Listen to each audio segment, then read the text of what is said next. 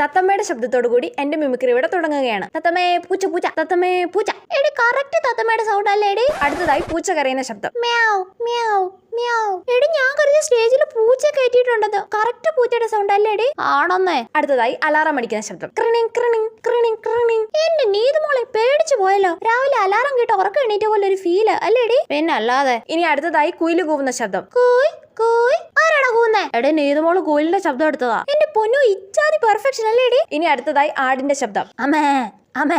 ശോ നീതുമോക്ക് ഇത്രയും കഴിവുണ്ടായിരുന്നോടി? ഞാനും എപ്പോഴാ അറിയുന്നേ. മിമിക്രിക്ക് ഇവളുടെ പേര് കൊടുക്കണ്ടായിരുന്നല്ലേടി? ഇനി അടുത്തതായി ഒച്ചിന്റെ ശബ്ദം. എന്താ എല്ലാരും നോക്കുന്നേ? ഒച്ചിന് ശബ്ദമില്ലല്ലോ. എന്റെ പൊന്നോ നീതുമോൾ ഒരു ഫണ്ണി ഗേൾ തന്നെ. ഇനി അടുത്തതായി ട്രെയിനിന്റെ ശബ്ദം. ആ ട്രെയിനിൽ തന്നെ നാട് വിട നീതുമോളെ. ഇനി സിനിമയിൽ ഇടി കൂടുന്ന ശബ്ദത്തോടു കൂടി എന്റെ മിമിക്രി ഇവിടെ അവസാനിപ്പിക്കുകയാണ്. ഡിഷും ഡിഷും ഡിഷും. ഈ ഇടി കൂടുന്ന ശബ്ദം കേട്ടിട്ട് ഇവക്ക് 2 ഇടി കൊടുക്കാൻ തോന്നുന്നുണ്ടോടി? ഉണ്ടടി.